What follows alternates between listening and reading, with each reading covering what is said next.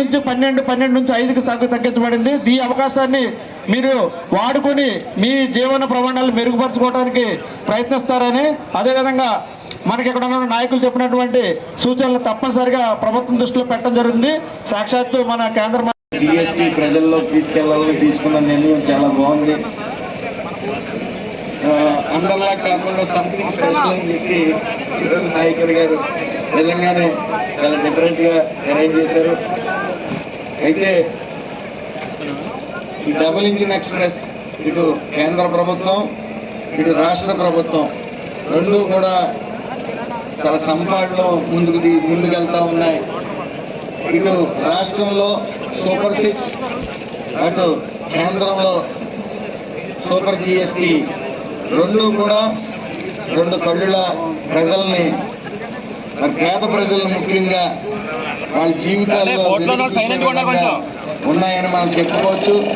ఏదైతే రాష్ట్ర ప్రభుత్వం సంక్షేమ పథకాలు అంటే డబ్బుల రూపంలో సంక్షేమ పథకాలు పేదలకు అందించడం ఒక ఎత్తు అయితే, మరి జిఎస్టీ పేరుతో పేద మధ్యతరగతి కుటుంబాల్లో కేంద్ర ప్రభుత్వం వెలుగు చూస్తూ ఉన్నాయి. అయితే ఇది ఎలక్షన్ టైం కానప్పటికీ, ఇంకా 4 సంవత్సరాల ఎలక్షన్లు ఉన్నప్పటికీ మరి ఈ యొక్క జిఎస్టీ ఈ సూపర్ 6 ఇటు పేద మధ్యతరగతి కుటుంబాల్లో వెలుగు నింపాయని మనం ఖచ్చితంగా చెప్పుకోవచ్చు. ఉదాహరణ శైలిలో నాయకర్ గారు రాష్ట్రంలో ఎక్కడ లేని విధంగా ఈవేళ పెద్ద ఎత్తున గోదావరి తీరాన ఈ విధంగా పడవల మీద వేలాది మంది ప్రజలు మధ్య జిఎస్టీ వేడుకలు నిర్వహించినటువంటి ఘనత మరి మన మిత్రుడు నాయకర్ గారికి దక్కుతుంది.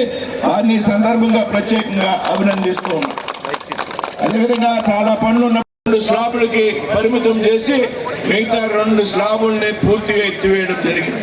ఏదైతే అత్యధికంగా ఉన్నటువంటి స్లాబ్ ఉన్నదో 28% పూర్తిగా ఎత్తివేయడం జరిగింది. అదేవిధంగా 12% పూర్తిగా ఎత్తివేయడం జరిగింది. కేవలం 5%, 18% మాత్రమే ఇవాళ అమలులో ఉన్నటువంటి సంగతి మనందరికీ కూడా తెలుసు. దీని ద్వారా సామాన్య మానవుడు సగటు జీవి యొక్క ఏదైతే జీవన విధానంలో పెద్ద ఎత్తున మార్పులు తీసుకొస్తుంది, పెద్ద ఎత్తున ఆర్థిక భద్రత కూడా కలుగుతుంది అనేటువంటి విషయం మనం అందరూ కూడా ఈ సందర్భంగా గ్రహించాలి. మిత్రులారా, సామాన్య మానవులు ఉదయం లేచి నుండి తాగేటువంటి కాఫీ పౌడర్ మీద కానీ, మిల్క్ ప్రొడక్ట్స్ మీద కానీ, టూత్ బ్రష్ మీద కానీ, టూత్ పేస్ట్ మీద కానీ, ఏ విధంగా నిత్యావసర సరుకులు ధరలు ఏ ఉంటాయో వాటిని అన్నిటి మీద కూడా 0% జిఎస్టీ, ఏ మాత్రం కూడా జిఎస్టీ లేకుండా భారత ప్రధానమంత్రి గారు ప్రకటించడం జరిగింది.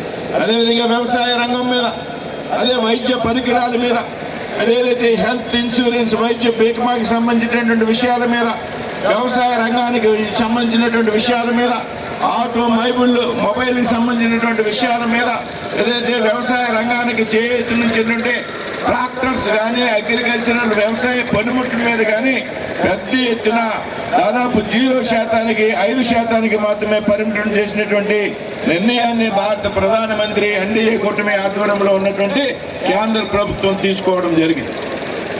అందులో భాగంగా వేళ పెద్ద ఎత్తున వేడుకలు నిర్వహిస్తున్నాం.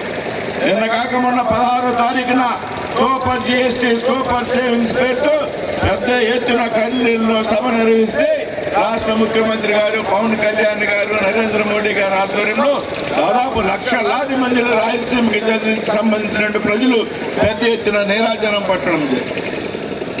వాటి వల్ల ప్రజల కోసం పనిచేసే ప్రభుత్వాలు రాష్ట్రంలో, కేంద్రంలో అధికారంలో ఏదైతే చంద్రబాబు నాయుడు గారు, పవన్ కళ్యాణ్ గారి నేతృత్వంలో రాష్ట్రంలో ఎన్డీఏ కూటమి, నరేంద్ర మోడీ గారి నాయకత్వంలో కేంద్రంలో ఎన్డీఏ కూటమి ఇవాళ ప్రజల యొక్క అవసరాలను తీర్చే విధంగా, సామాన్య ప్రజల యొక్క కష్టాలను గుర్తించి వారి జీవన బాగోగులను మార్చే విధంగా ప్రయత్నం చేస్తున్నారనేటువంటి విషయాన్ని సందర్భంగా మనంతా కూడా గ్రహించాలి మిత్రులారా. అంతేకాదు, ఈ ప్రాంతంలో ముఖ్యంగా మన ప్రాంతంలో మత్స్యకారు కుటుంబాలకు సంబంధించినటువంటి అనేక లక్షల కుటుంబాలు ఈ ప్రాంతంలో ఉన్నాయి.